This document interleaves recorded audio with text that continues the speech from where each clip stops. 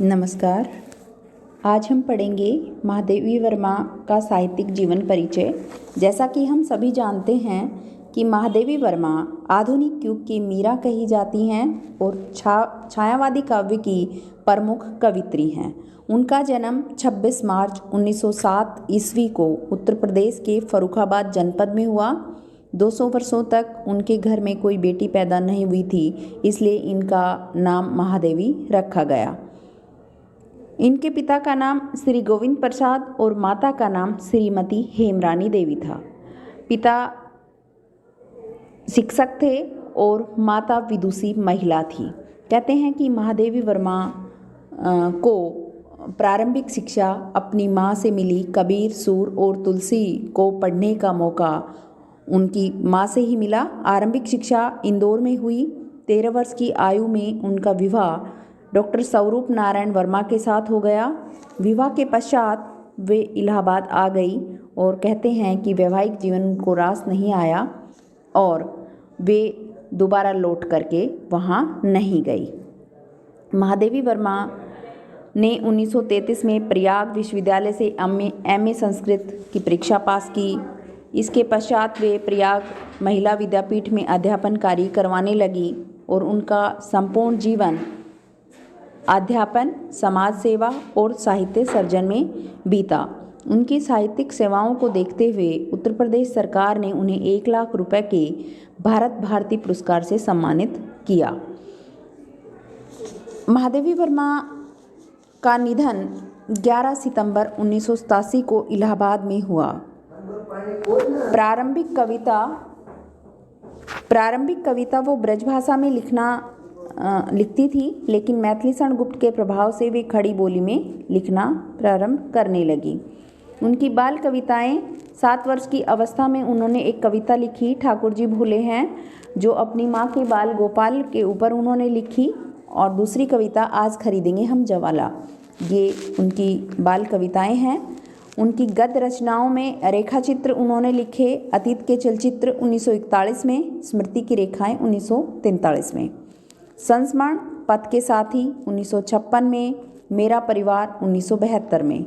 निबंध उनके हैं श्रृंखला की कड़ियाँ 1942, साहित्यकार की आस्था 1962 और संकल्पिता 1969। ललित निबंध भी उनका है, क्षणदा 1956 में आया। कहानी उनकी गिल्लू काफ़ी प्रसिद्ध कहानी रही है। संपादक रही वो चांद और साहित्यकार मासिक पत्रिकाओं की। कविता संग्रह उनका है निहार 1930, रसीम 1932, नीरजा 1934, सांदे गीत 1936, दीपशिखा 1942, सप्तवर्णा अनुदित है जो कि 1959 में प्रकाशित हुआ। प्रथम आयाम 1974, अग्निरेखा आदि उनकी काव्य संग्रह हैं और उन्हें पद्म भूषण से अलंकृत किया गया 1956 को, पद्म विभूषण से 1988, साहित्यिक अकादमी की सदस्यता 1979, सदस्यता ग्रहण करने वाली वो प्रथम महिला रही हैं।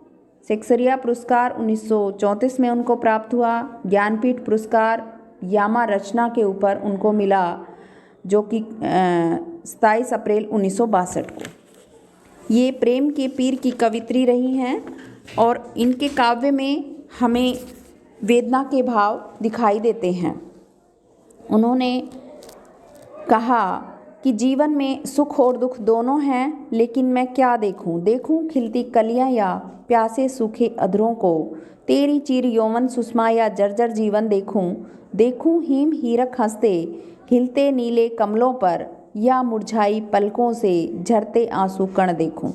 स्वानुभूति उनके काव्य में दिखाई देती है।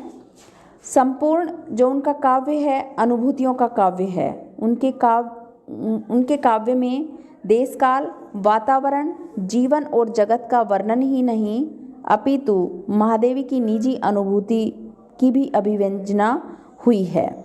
अनुभूतियों से अज्ञात प्रियतम के प्रति मौन में समर्पण की भावना दिखाई देती है। प्रेम की भावना उनके काव्य के अलावा अन्यत्र दुर्लभ है। उन्होंने कहा कि कौन तुम मेरे हृदय में, कौन मेरी कसक में नित, मधुरता भरता अलक्षित, कौन प्यासे लोचनों में, घुमड़ घिर झरता अपरिचित, सवर्ण स्वप्नों का चितेरा, नींद के सूखे निलय में, कौन तुम मेरे हृदय में। ये सब उन्होंने लिखा और उसके साथ साथ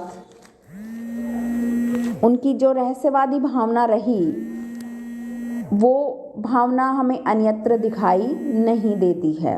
ओ चिर नीरव मैं सरित विकल, तेरी समाधि का सिद्धि अकल। विरह की भावना भी उन्होंने जो कहा, मैं नीर भरी दुख की बदली, स्पंदन में चिर निस्पंद बसा, क्रंदन में आहत विश्व हंसा, नयनों में दीपक से जलते, पलकों में निर्झरणी मछली, या विस्तृत नभ का कोई कोना, मेरा न कभी अपना होना, परिचय इतना इतिहास यही, उमड़ी कल थी आज मिट चली, मैं नीर भरी दुख की बदली। उसके बाद उनके काव्य में हमें गीति तत्व भी दिखाई देते हैं। उनके काव्य में उन्होंने काव्य गीति तत्व में ही लिखा। एक रूपता उनके गीतों में, व्यक्तिकता, संगीतात्मकता, ध्वन्यात्मकता, प्रभावपूर्णता, भावातिरेकता आदि विशेषताएं हमें दिखाई देती हैं। भाषा शैली, महादेवी वर्मा के गीति शैली में अनेक काव्य कृतियों की रचना की और उनके काव्य में प्रधान जो संस्कृत शब्दावली है उसमें तत्सम शब्दावली का उन्होंने प्रयोग किया। इसलिए उनके काव्य में की जो भाषा है शुद्ध साहित्यिक, मधुर और कोमल भावों से युक्त है। उन्होंने अलंकारों का भी सुंदर और स्वाभाविक प्रयोग किया। ये थी महादेवी वर्मा के बारे में। धन्यवाद।